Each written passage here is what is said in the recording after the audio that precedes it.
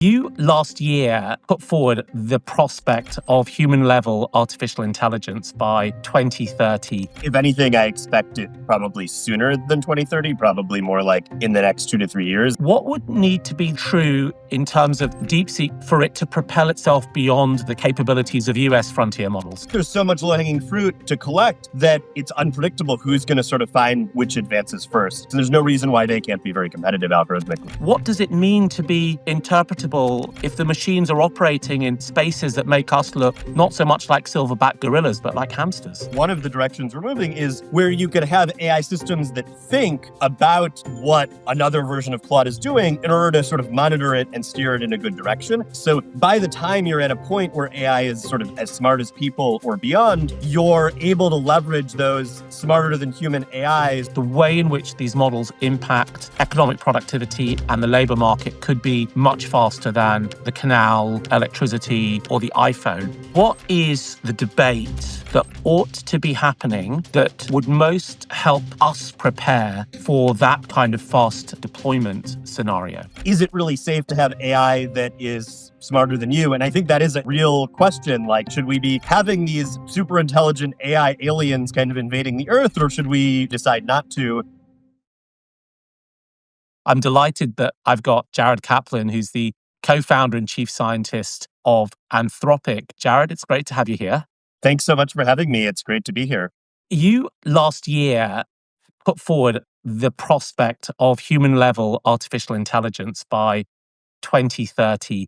Given everything that's happened since then, what's your current assessment?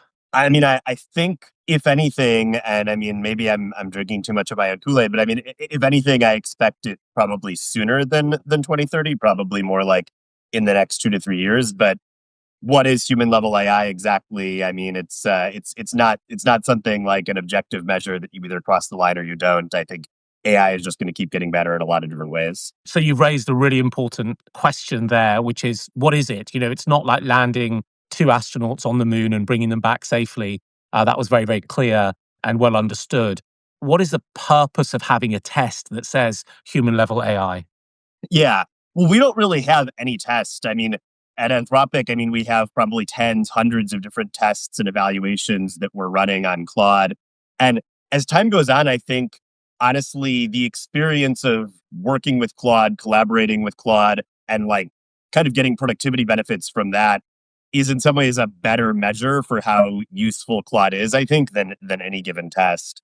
I guess the way that I think about sort of how capable AI is sort of on two axes. There's what environments can an AI actually go out and act in. So I go back to sort of AlphaGo, which was this superhuman Go playing program, better than any human, smarter than any person, but it was restricted to be on a Go board. Right. Very, very restricted little grid that you can act on, a very specific game.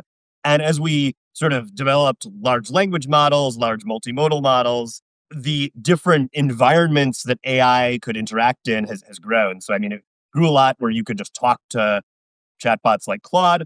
I think it's grown further where AI can understand images. It goes further when AI can use computers. And eventually, obviously, the thing that we all imagine, the sort of sci-fi thing, is AI being embodied in a robot that can go out into the world. So I guess that's one of the directions I think of.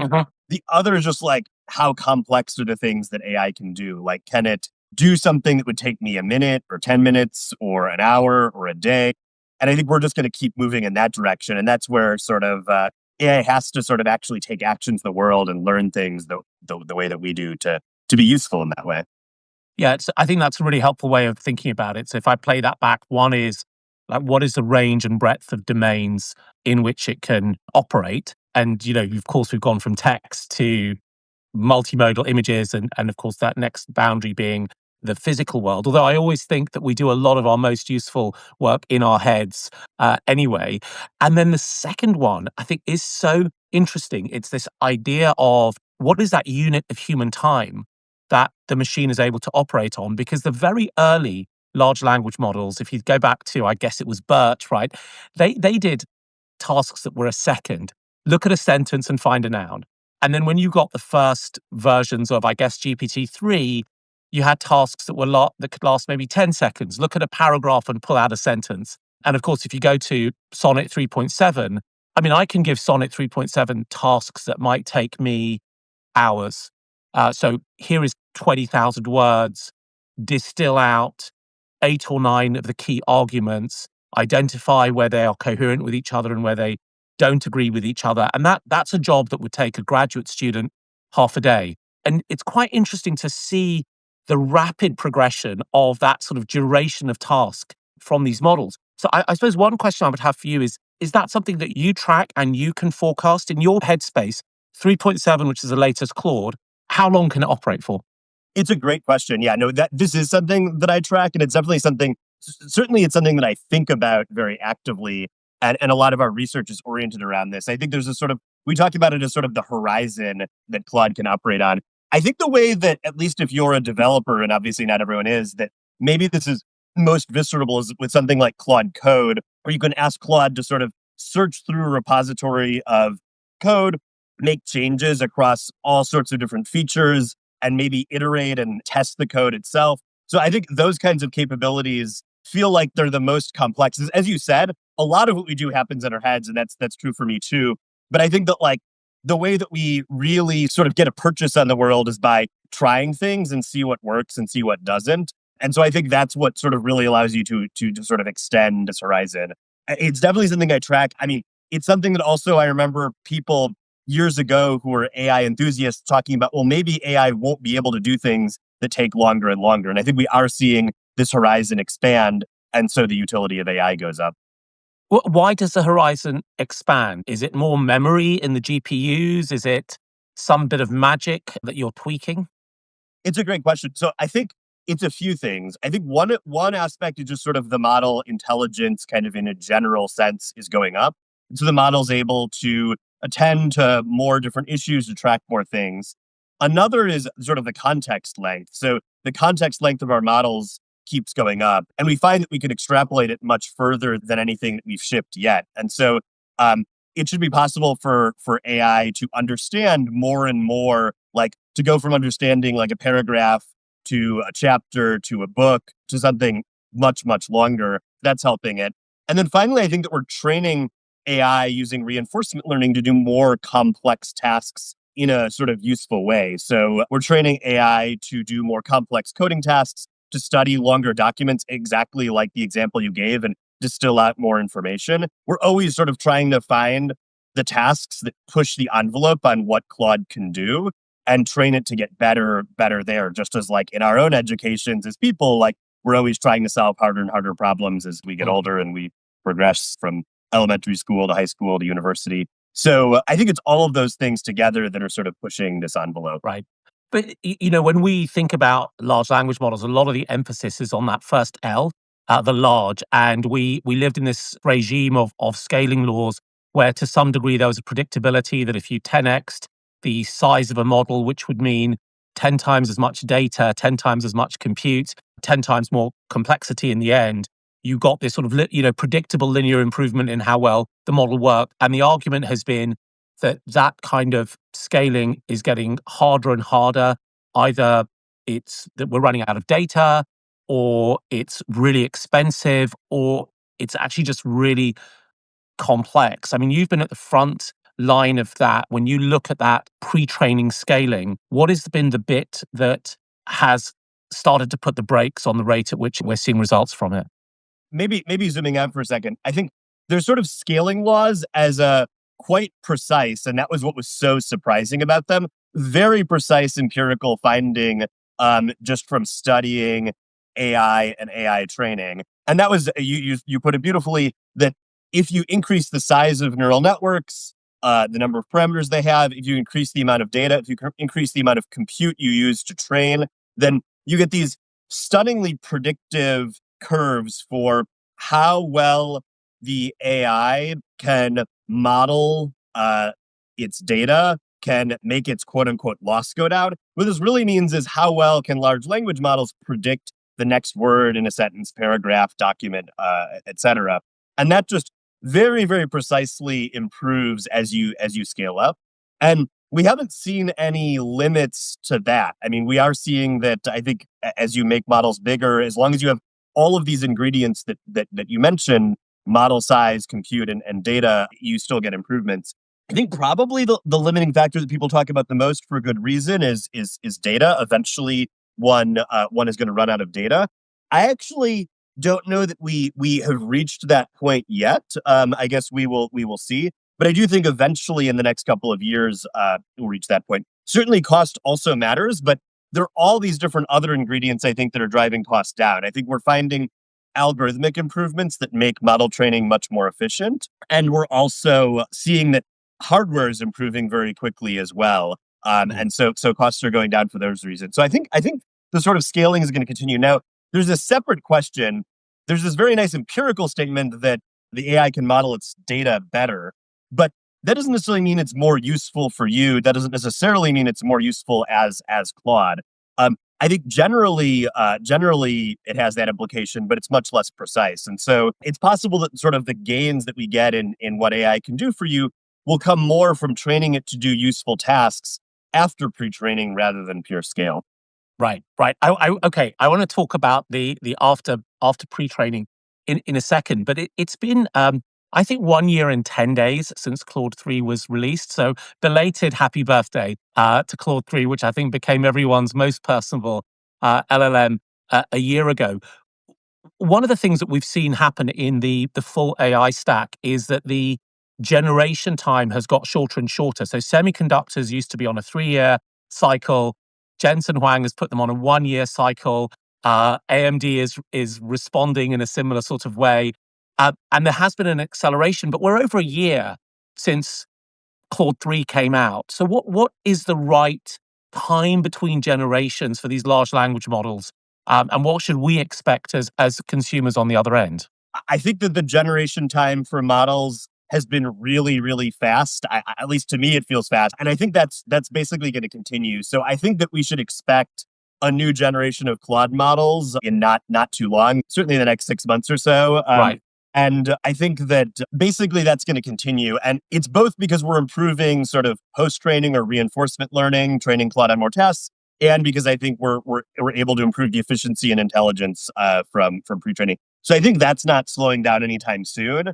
Um, I think in some ways the model cycle is even faster than the hardware cycle. We'll see if the hardware cycle is really 1 year, but it's definitely moving quickly, and we're getting new chips sort of as we speak. So There was that very, very fascinating and challenging paper written by a young man called Leopold Aschenbrenner last year, which I'm sure you would have read.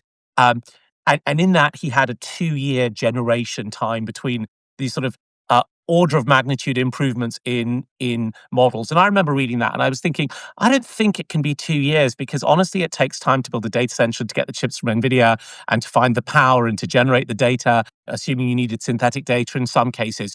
When you look back at that now with a bit of distance, you know, how would you communicate that sense of practical generations in terms of how we should expect as consumers, as members of society, these models to improve? Is it a 3 year clock cycle, or is it going to be a 2 year one? I guess I think of it as being smaller than 2 years, but that's maybe because like we're iterating very, very quickly. So I would say that like there's some pre-training life cycle, but that's usually measured in months rather than years. Now there's a question of research, like how quickly can researchers come up with new innovations that are sort of worth shipping. But I think of that as being quite a bit shorter than a year. And then with reinforcement learning, I think that historically that's been much less compute, much less resource intensive than Yeah. training, although that may be changing now. And for that, I think we can iterate much more quickly. So I think that there's sort of a desire, at least as we develop Claude, to every time we think that there's like a significant improvement that we can deliver in Claude. And that might be for any of those reasons because of pre training improvements or because we've just realized that we can train Claude on some new task, like what goes into Claude code, and that will be useful to people. I think we're expecting to ship it. So I think it's more of a continuum. It's more like you could ask how quickly does Moore's law develop? And it's really more of a continuum where it's like, I don't know, it's like maybe it doubles every 18 months or something like that. I think with AI, it's faster than that.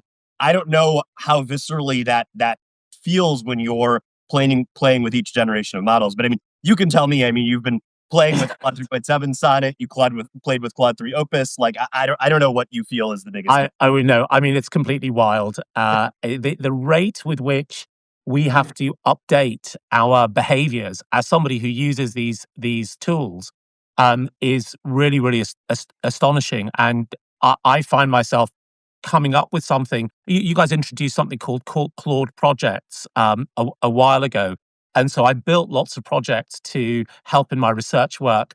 Then, as the models got better, and of course, I use every family of the models. I use the OpenAI ones and the Perplexity and U.com and lots of other ones all at the same time. And I also often use them adversarially because they all have slightly different flavors. I used to think of Claude as being that really super smart history grad student when you were an undergrad, kind of charming, knew a lot of stuff, and was never cleverer than thou. And I would think of another model being a bit like that nerdy mathematician who always had to get it right. You know which one I'm referring to there. And so there was this different in personalities, but I have found that the rate with which they feel like they're getting better means that I almost don't document my changes in behavior. I'm just literally living it through practice. And yes, you're right. So I think it feels very fast. So I want to come to this other question, which is this phrase that Satya Nadella and of course Jensen has now started to use quite a lot from the middle of last year, which was test time scaling or inference time scaling. What is it, and how big a deal is it?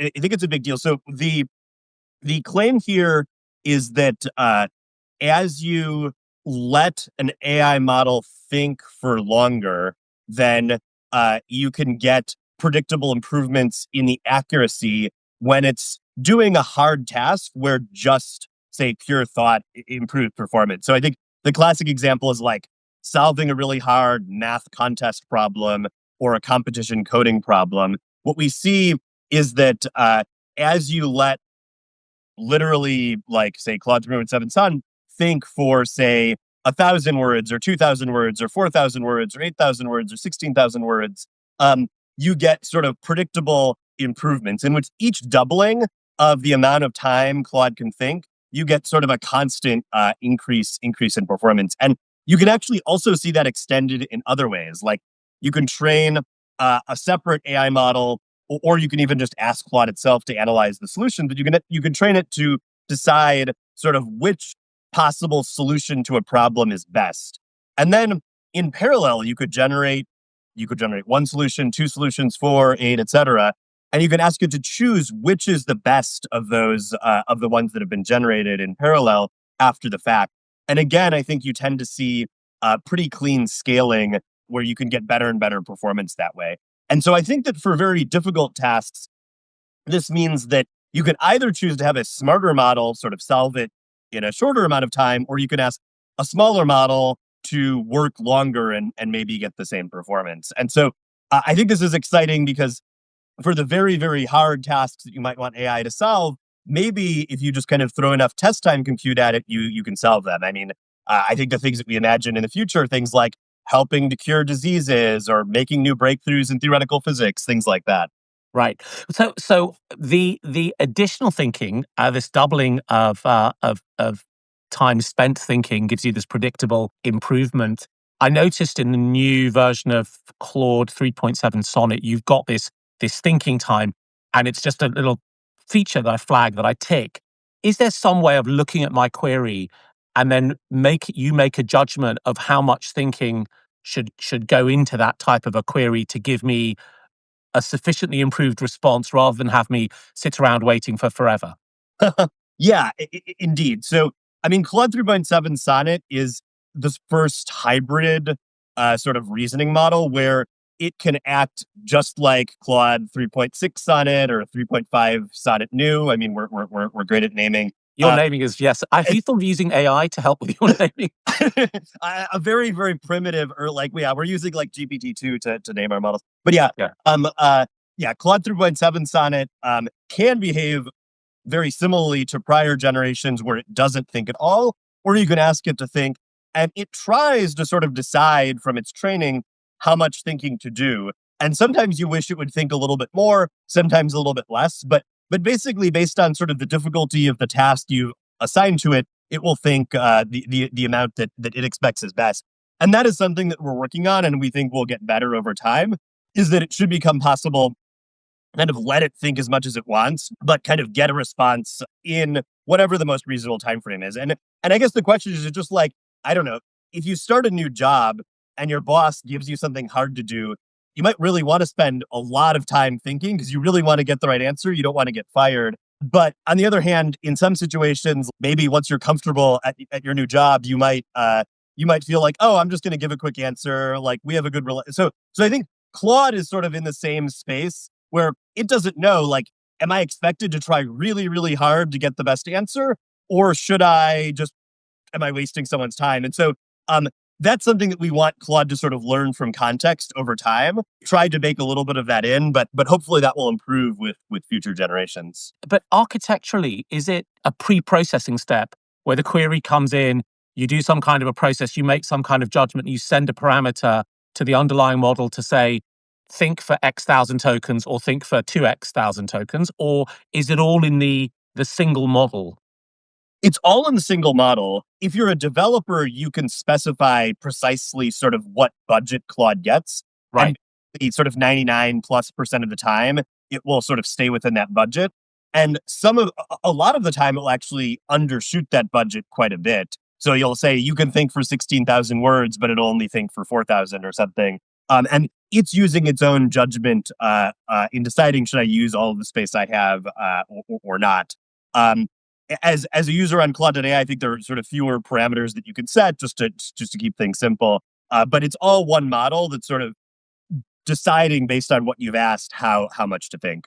For a lot of people, this thinking time experience exploded into their understanding inauguration day this year, January the 20th, because of DeepSeek R1. How big a deal was that in Anthropic? I had been following DeepSeek's progress for at least sort of a year and a half, because they've been writing papers and improving their models. So it wasn't actually very surprising to me or to Anthropic. It was interesting to see though, like the reaction sort of globally of, wow, China has this great model. And there are people that I talked to in the US who have thought historically maybe China's many years behind. And seeing DeepSeek's progress in the papers they were writing, I kind of thought, well, they're like, I don't know, maybe they're 6 months behind, but they're not very far behind.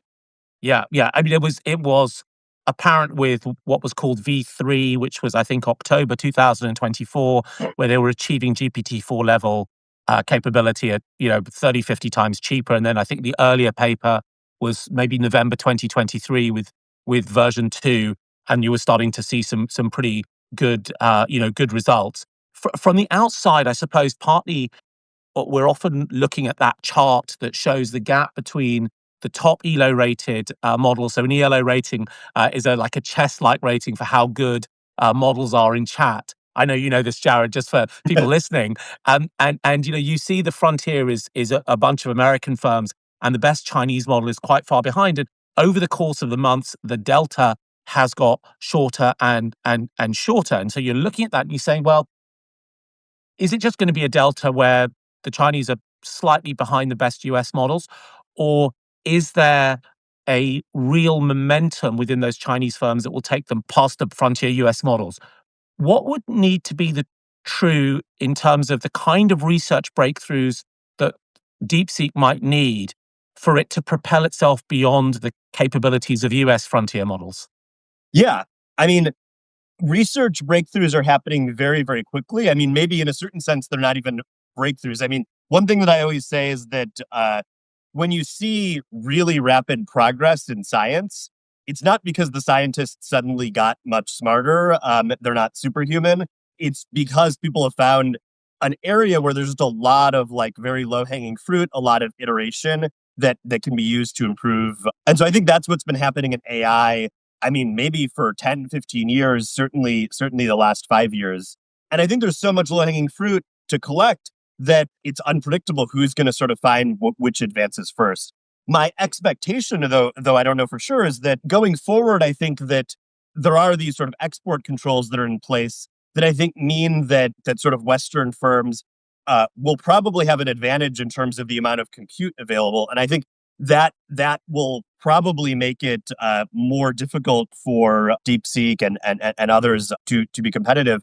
But I think that in terms of the basic algorithms, all of the sort of leading AI companies, I think, are finding ways to do very simple things that work well and scale well. And there's no reason why. I mean, I think DeepSeek, based on their papers, has also found a lot of these ideas and techniques, and there's no reason why they can't be very competitive algorithmically. But it does seem that there's been a tone shift in the discussion of AI and AI development. And I know that your co-founder, Dario Amodei, has been speaking quite a lot about increasingly the importance of some sort of export control or licensing regime around chips as regards getting them out to China.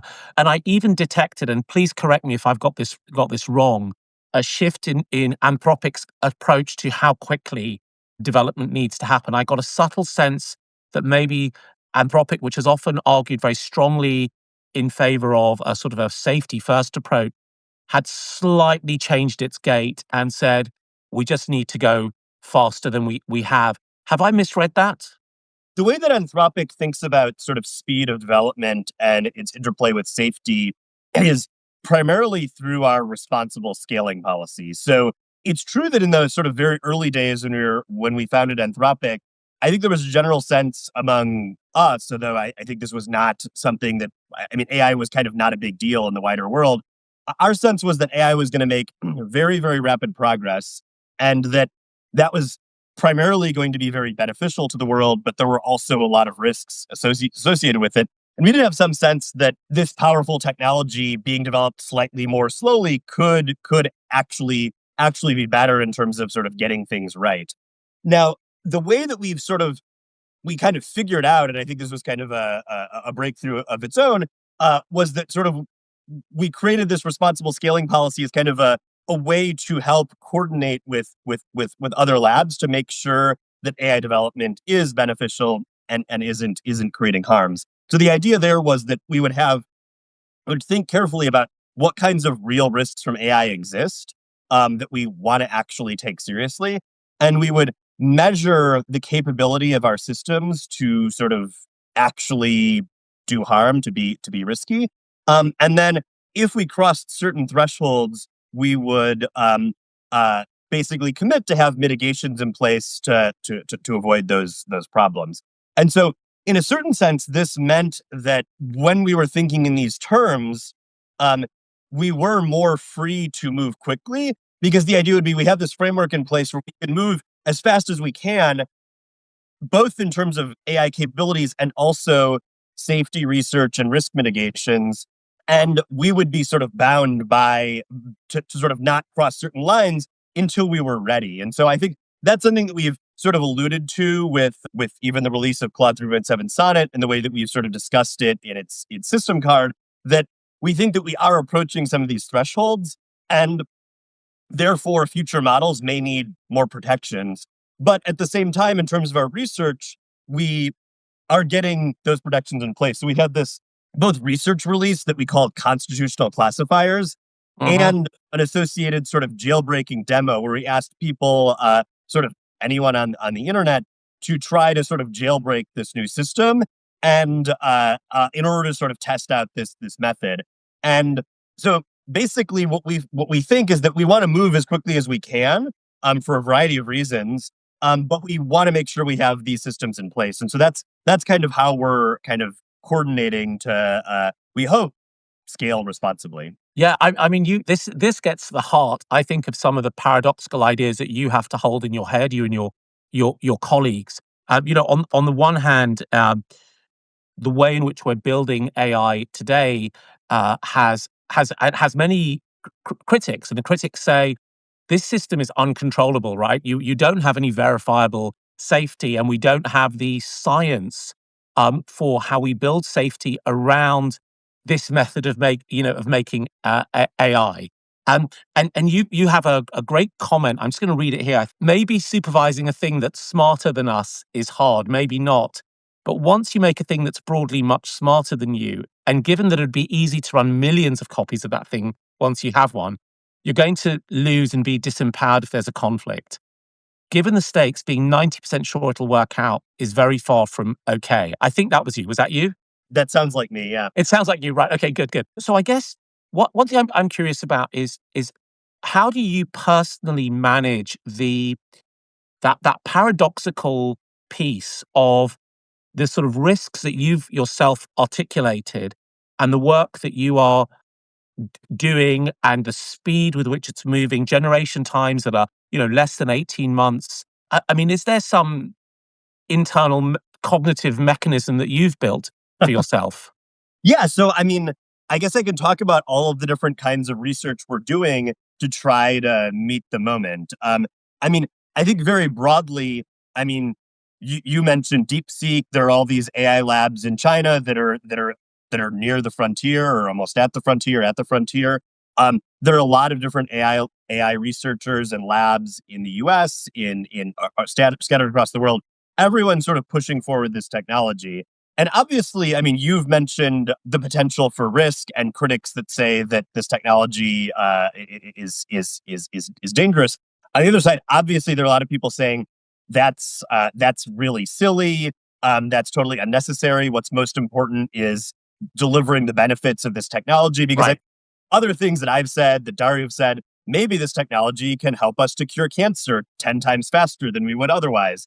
And so people say things like, how could we possibly slow down when we're going to be able to deliver those kinds of broad improvements for human welfare? So there are a lot of competitors. There's a broad capitalist ecosystem moving very quickly. There are a lot of benefits to this technology, but also if it's really as powerful as millions of geniuses in a data center, et cetera, then there are also risks. And so it's a difficult thing to juggle. I think that as AI becomes more capable, I think the stakes go up, and I think the confidence level you would like to have before you develop or deploy such systems also goes up. The way that we're thinking about this is through a lot of different research directions.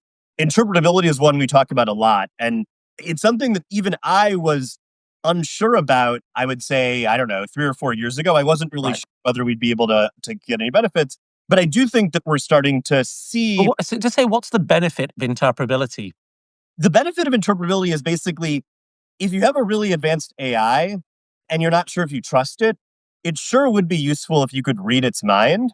And it sure would be useful if you could not even just read its mind, but understand how it puts its thoughts together to take actions in the world. So interpretability, I think, first and foremost, at least, I think is could be a very, very powerful way of checking whether AI really is doing what you want it to do. Right. But as AI gets better on this continuum, the way in which it's going to make its decisions are going to become less and less interpretable to us. You're a theoretical physicist. You are somebody who understands tensors, multi-hundred dimensional spaces, and you have formalisms that allow you to navigate and make sense of those. I can say the words in English, but all of the work you do as a theoretical physicist is not interpretable to me.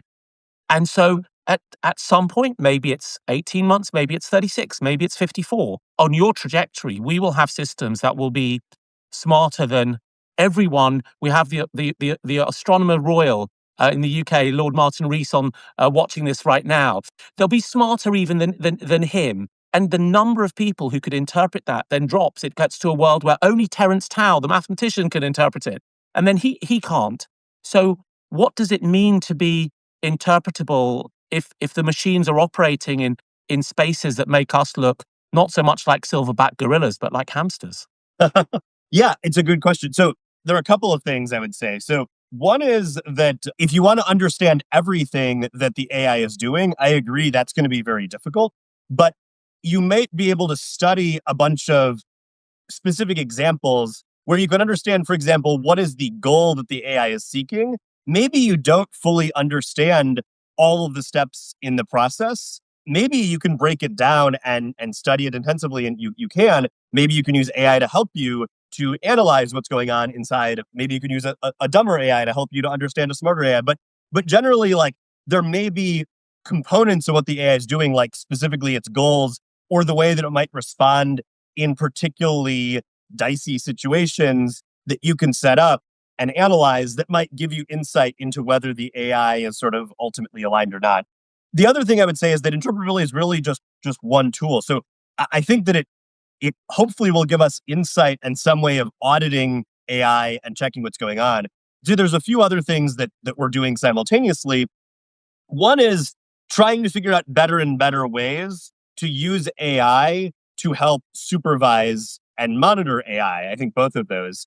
So constitutional AI, which sort of Anthropic developed a few years ago, I think was like the very first example of this, where we used AI systems to check whether other AI systems were obeying a constitution and to guide them towards behaviors that were in accord with a list of principles that we call the Constitution. So, what we're trying to develop now, one of the directions we're moving is kind of like constitutional AI souped up, where you could have AI systems that think using the reasoning we were talking about earlier about what another version of Claude is doing in order to sort of monitor it and steer it in a good direction. And so the goal there is that you want your monitoring and the supervision you have of AI to improve with the intelligence of AI. So by the time you're at a point where AI is sort of as smart as people or beyond, you're able to leverage those smarter than human AIs for alignment. So Right. So, that's so can I jump in with a go ahead. historical Yeah. parallel? So that's a little bit like an enlightenment idea, right? It's an enlightenment idea in the sense that you layer on top of what's gone before. And I have a sense of when I use these large language models that they do embed that idea already.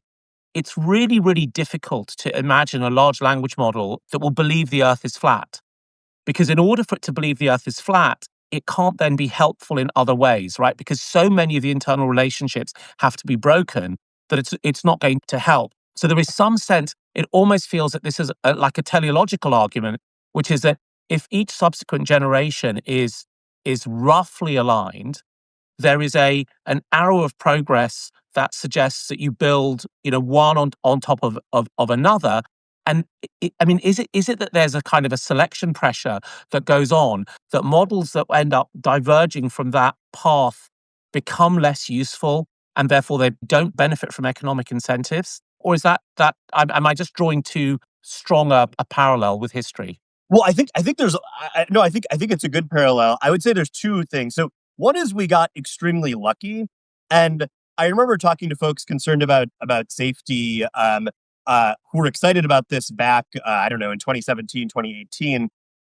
There was this vision that AI was going to look like AlphaGo, where it starts off as a completely blank slate and it trains just to optimize to do a particular task.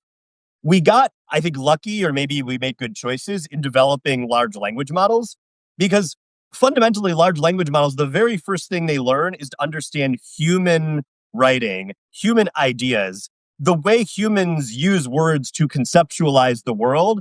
And obviously, that has encoded a lot of our biases. It has a lot of the intuitions we have about ethics and morality, common sense, human history, the things that have gone well, the things that have gone wrong.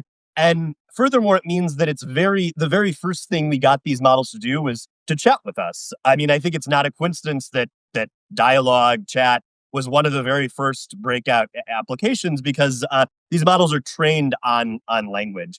And so I think that is sort of exactly in sync with what you were saying, where there's a very, very strong bias that these models will at least understand and be able to communicate. And their basis for thinking will be very much a mirror to our own. Now, it might be a strange mirror in a lot of ways. It might be a funhouse mirror, but nevertheless, they really need to sort of understand all of those ideas. And so I think that does give us a pretty strong foundation. And it also means that at least some informal senses of interpretability, like being able to look at the chain of thought thinking these models are using and understand it, I think is sort of baked into the model. So I think that is a major advantage of the way that AI has developed. It didn't necessarily have to be that way. A lot of people, no one really predicted it 5 or 6 years ago. But I do think that it makes our task with alignment a little bit easier. Right. But you have within this idea the constitutional AI, you have character training. These are all uh, decisions that you make about how the model is going to behave and what its sense of goodness is, right? I mean, goodness being giving us things in ways that are honest and helpful and harmless. But those are choices of technologies that could end up being quite infrastructural, right? I think many people now believe that if the 19th century infrastructure was canals and railways and then sewage systems, 21st century infrastructure will be, a layer of AI. And the nature of infrastructure is that it is a social product in of itself. But the way that we currently guide the success of these models is actually through the interactions in the market. And it's through the interactions in the market with lots of different SKUs. So if you're building a based model like Grok, you're not competing on a fair basis with Claude because you have 200 million people a month on X that you can pour at that model. Or if you're at OpenAI, you've developed some forward momentum. So these models are not going to compete in a way that's necessarily aligned with public interest. Is that a problem? It's definitely, I think, for any advanced technology, it's a problem. I think it's very much a social problem that's fundamental to sort of capitalism, though, in the sense that with any new technology, there are certain capitalist incentives. There's a sense in which those often are not completely anti-aligned. I mean, people are buying products; they put their dollars where their opinions are. But I do think that there are externalities. There can be problems introduced with new technologies. Capitalism is very, very, very far from perfect in terms of making sure human welfare is improved, is broadly available. But I think it's sort of a lot of the problems are similar to problems we already have in the world. They're just potentially, if the technology moves very quickly, then maybe we'll have to face them more quickly than we do with other technologies. But I think they're broadly similar. Also, I mean, we do try to bake in some flexibility. Like you could ask Claude to role play in a lot of different ways. And instead of sort of sounding just like Claude, it's happy to sort of sound different. And I think we try to set some guardrails of sort of basic harmlessness on some of this, but you can change Claude. And I think part of that is that we do think that it shouldn't be up to us to completely dictate the value. Mhm. I think AI is fundamentally is very empowering and should be sort of broadly accessible. And we want people to sort of be able to benefit in whatever way they see. I mean, I think freedom to use the technology in the way that you want is really important.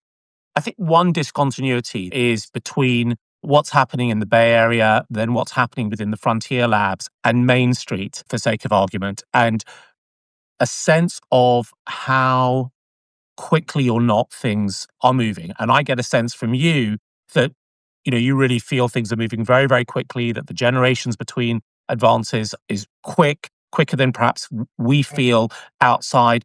There's a contrary perspective, which is that you know short-term equilibration is often constrained by social organizational inertia, by the fact that you have to build power stations or just get people to change their behaviors. I mean, I've been using large language models now for regularly since November the 30th 2022.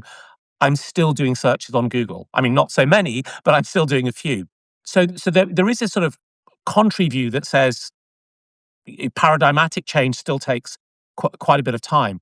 But that still leaves a possibility that the way in which these models impact economic productivity and the labor market could be much faster than the canal or electricity or the iPhone. What is the debate that ought to be happening that would most help us prepare for that kind of fast deployment scenario? That's a great question. I mean, so I was a theoretical physicist until pretty recently. And often when I talk to physicists, I sort of say, if you believe me, and I mean, obviously people should be skeptical about AI, people should think about it carefully. If you'd asked me 6 or 7 years ago, didn't in any way expect this. I sort of slowly became more and more convinced that AI was going to make very rapid progress. Now I'm pretty convinced, but I might still be wrong. So people should have appropriate levels of skepticism. I certainly question, is AI really going to be on this trajectory? But if you accept that, I mean, a thing that I say to my fellow physicists is, look, we really need people with all different kinds of intellectual training and experience to work on this, because if this is really happening, it's pretty revolutionary, and we want sort of our best and brightest to be paying attention, want everyone to be paying attention and thinking about what it means. In terms of what should we be thinking about, I think there's a lot of interesting debates about what the economic impacts of AI really will be. Um, I think it's different from a lot of other technologies. I think something that's very interesting, and I don't know what's going to happen with it, is that in terms of where is AI most useful, most productivity enhancing, it's really sort of more educated, sort of white collar jobs that might be impacted. And so I think that's a difference, I think, from the way we often think about automation. So I think parsing the consequences of that is pretty interesting. We ourselves, I guess, we're trying to study empirically. We're very focused on empirical approaches for AI and otherwise, how AI is getting used. So we have this tool, Clio, that allows us to, in a privacy preserving way, sort of aggregate how Claude is being used. And we're studying things like, is that complementary? Is it productivity enhancing? To what extent is it potentially replacing tasks that people would otherwise do? And we're sort of opening that data set up to economists to try to study. So I think that's an example of a place where I think there's a lot of interesting work to do to try to understand, like, what is the progress of this going to be? Because right now we see a huge uptick in usage of AI for software engineering. And I think that's sort of the perfect area, because software engineers love to adopt new technology. It's very exciting. And also, software is verifiable, right? So if Claude produces something that doesn't work, it won't execute, it won't pass its unit tests. So you can go back and say, listen, this didn't do the thing I needed to do it again. Exactly. So I think there's a lot of reasons why software engineering is a natural place for AI to be adopted. But I think it's a great question. Like, is something like what we see in software engineering with so many folks using AI, is that going to happen all across knowledge work, or is it going to be much slower? And then how is it going to kind of permeate our day-to-day lives? I think it's interesting to think about that. I think it's interesting to think about, do we really want AI that's at or beyond human level? You were asking me all these questions about, is it really safe to have AI that is smarter than you? And I think that is a real question. Like, I think it's a society level question. Should we be sort of having these super intelligent AI aliens kind of invading the earth, or should we decide not to? And how, from an international perspective, do we decide how we roll out this technology? But I frame it slightly differently to that, Yeah.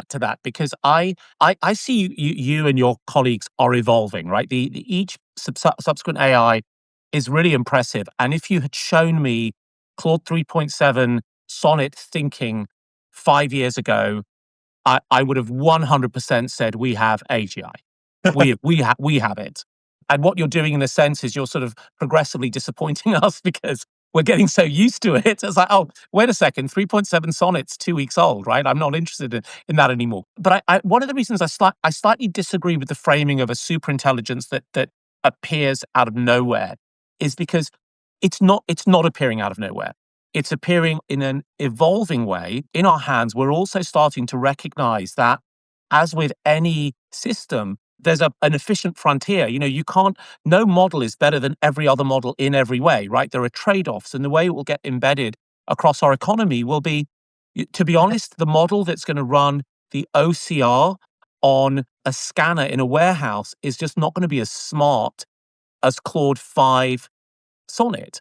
Why would you do that? Why would you run up the cost? Why would you have all the latency? And so, I think for me, part of the challenge actually is really about, what is that evolving governance of this machine intelligence systems, where there will be thousands or millions of these models. I think some of the AI risk debate emerged from Nick Bostrom's excellent book a decade ago, where the view was you'd have a singleton, right? You'd have a solitary, all-powerful AI, rather than many, many thousands or millions or tens of millions of them, all interacting in slightly different ways, which I think creates a different control problem, to be honest. I completely agree. I think being able to continue to iteratively deploy improvements to Claude, I think, is valuable, because we can sort of see where it's headed. We can sort of identify problems. If the next model has an issue, people can complain to us. We can discuss it to the extent that it's that important. We can kind of discuss it as a society, and then we can remedy it. So I agree. superintelligence is not going to be one specific moment where we hit superintelligence. It is very much a continuum. AI is evolving in that way. And yeah, I agree. Like, we're going to be using AI systems that are not very sophisticated, basically as tools forever. I mean, yeah, there's no reason to use an expensive model for OCR. So I agree. We're going to have this ecosystem. It's a good point that this ecosystem itself, especially if AI is interacting with AI to do a lot of the work we do now, like maybe your AI doctor interacts with your AI pharmacist and negotiates with like the AI health insurance. To deny you your cover, no doubt, but Yeah. some things don't change, right? Yeah. Exactly. Yeah. Yeah. So I think that like that ecosystem could have a lot of problems that maybe Claude is safe and it's aligned, but the ecosystem has problems. And that's something that is so new that no one's really studied it, but it's something to worry about. I think there's this general worry that the way that AI development will cause harm eventually is that things kind of go off the rails. In the modern world, I don't understand how most things work. Like, do I understand how my car works? Do I understand how I Right. understand how my iPad works? So when you get more and more systems that no one really understands, things can kind of go off the rails in ways that are really hard to predict and are kind of due to the interaction of the ecosystem. So that's definitely a risk. That is another conversation, though. I mean, and I, you've tickled my brain now, and there's so many places to explore that one. You've been super generous with your time. I wanted to ask just one last question, really, which is about the things that we should be excited about. So, if you look out over this next 12 months and you look at Claude, you look at Anthropic, what are you most excited about? I'll say something that has nothing to do with Claude the product. I think I'm most excited about getting what I described in terms of sort of scalable supervision of AI helping us to sort of make sure that AI is useful, is doing good things for us. I'm very excited about kind of getting that really working, going beyond constitutional AI, because I think that's really the lever for becoming more confident that we can continue to improve the capabilities of AI and make it more useful and make it beneficial for all of us. Well, I look forward to that as well. I will be stopping this call and going straight into Claude and asking about all the questions I should have asked you. Jared Kaplan, thanks so much this morning for chatting to us. Thanks so much for having me. It was a lot of fun.